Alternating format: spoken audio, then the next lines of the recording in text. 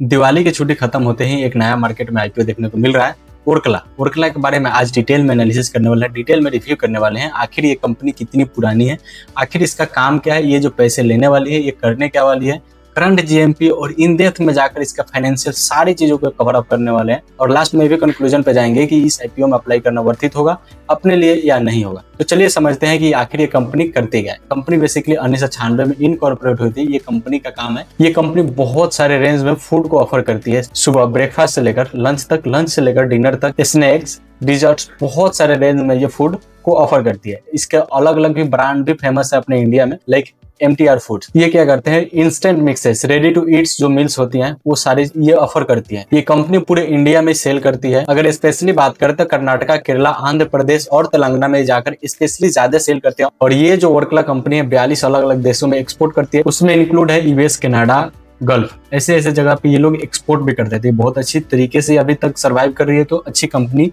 अभी तक मुझे देखने से लग रही है। 30 जून 2025 तक की डाटा अपन पढ़े तो इसके पास अभी तक 400 अलग अलग वैरायटीज के इसके पास प्रोडक्ट है। और ये लोग एक दिन में 23 लाख प्रोडक्ट सेल करते हैं, यूनिट 23 लाख यूनिट सेल करते हैं। ओरकला के पास केवल इंडिया में ही मैन्युफैक्चरिंग प्लांट नहीं है, इसके अलावा भी अलग अलग देशों में इसके पास मैन्युफैक्चरिंग प्लांट है, जैसे यूएई, थाईलैंड, मलेशिया। ओरकला के पास इंडिया में 9 फैक्ट्रीज है, जिसमें पर ईयर के हिसाब से अगर आप देखेंगे तो 1,82,270 टन पर ईयर ये मैन्युफैक्चर कर सकते हैं। और ऐसा ही नहीं है, और इनके पास बहुत अच्छे डिस्ट्रीब्यूटर और सब डिस्ट्रीब्यूटर की भी संख्या है। 834 डिस्ट्रीब्यूटर है और 1888 सब डिस्ट्रीब्यूटर है इन इंडिया।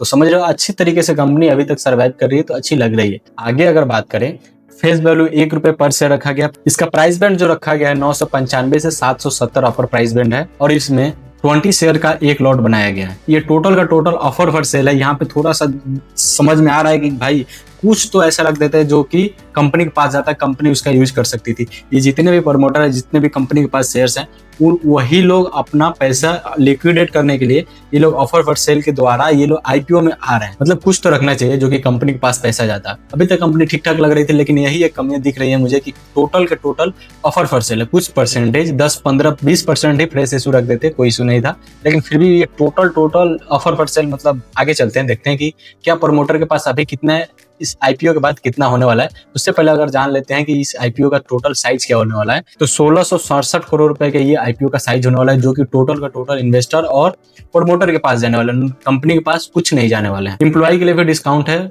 69 रुपीज का। NSE और BSE पे लिस्ट होने वाला था, क्रेडिबिलिटी और भी अच्छा हो जाता है। यहाँ पे कुछ इंपॉर्टेंट डेट के बारे में बात कर लेते हैं। आईपीओ कब से कब तक ओपन रहने वाला है, आप देखोगे तो 29 तारीख को ये आईपीओ ओपन होने वाला है। 31 तारीख शाम के 5 बजे तक इस आईपीओ में अप्लाई कर सकते हो। आईपीओ क्लोज हो जाएगा 31 तारीख को और आपका आईपीओ अलॉटमेंट मिल जाएगा 3 तारीख को। आपके रिफंड हो जाएंगे 4 तारीख को पैसा अगर आपको आईपीओ नहीं मिले तो, और 4 ही तारीख आपके डीमेट अकाउंट में आपके आईपीओ दिख जाएंगे। लिस्टिंग होगी 6 तारीख को। लॉट साइज के बारे में बात कर लेते हैं तो 20 शेयर्स का एक लॉट बनाया गया है। मिनिमम एक रिटेलर एक लॉट अप्लाई कर सकता है और मैक्सिमम 13 अप्लाई कर सकता है। उसका अमाउंट हो जाएगा 1 लाख। मैक्सिमम प्राइस बैंड के हिसाब से है ये 1,89,800 रुपए आपके मैक्सिमम लगने वाले हैं रिटेल कैटेगरी में। अगर उससे आपको ज्यादा अप्लाई करना है तो आपको कैटेगरी स्विच करके स्मॉल एसएनआई में जाकर 40 लॉट मिनिमम और मैक्सिमम 68 लॉट्स अप्लाई कर सकते हैं। प्रमोटर होल्डिंग की बात करें तो इस कंपनी के 90% अभी शेयर होल्डिंग प्रमोटर के पास है।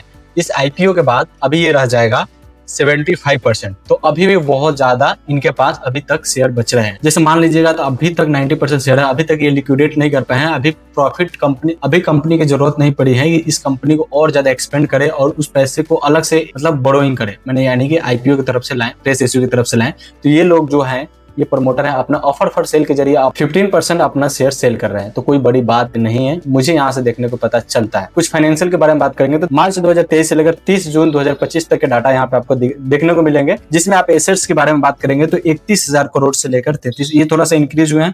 अभी तक वो स्टेबल है, मतलब थोड़ा इंक्रीजमेंट आपको एसेट्स में देखने को मिलेगा।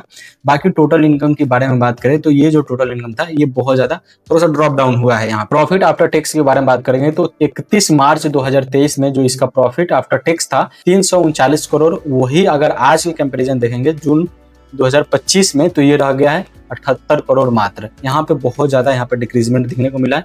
ईबिटा देखिएगा तो अभी ये जिस हिसाब से इसका पैट मार्जिन है उसी हिसाब से इसका ईबिटा है। नेटवर्थ अगर आप देखिएगा तो ये भी थोड़ा सा डिक्रीज हुए हैं एज कम्पेयर 31 मार्च 2023। तो यहाँ पे रिजर्व एंड सरप्लस इंक्रीज हुए हैं अच्छी बात है। टोटल बोरोइंग आप देखिएगा तो ये बहुत ज्यादा नेग्लिजिबल, मतलब यानी कि डेप्ट फ्री कंपनी है, तो यहाँ पर रिस्क खत्म हो जाता है, क्योंकि इस कंपनी को जरूरत ही नहीं पड़ी है कि अलग से पैसे लेने। प्रमोटर के पास अभी भी 90% स्टॉक है, उसमें से 15% ही ये लोग सेल कर रहे हैं, तो अच्छी कंपनी यहाँ पे देखने को लग रही है। आरओसी अगर बात करें तो 32% के आसपास आरओसी है, ये बहुत अच्छा है। 20% से ज्यादा होता है तो बहुत अच्छा माना जाता है। बेसिकली ये तो 30% से भी ज्यादा है, तो अच्छा है। रिटर्न ऑन नेटवर्थ भी मानिएगा तो ये थोड़ा सा, पेट मार्जिन 10% ठीक है, EBITDA 16.60%, price to book value 5.40 ठीक ही है, मान सकते हैं। मार्केट कैपिटलाइजेशन अगर इस जो अपर प्राइस बैंड के हिसाब से लिस्ट होगा तो 10,000 करोड़ की कंपनी का मार्केट कैपिटलाइजेशन होने वाला। ईपीएस की बात करें तो अभी है 18.67, देन इसके आईपीओ के बाद हो जाएगा 23.7, ये थोड़ा सा अलग है,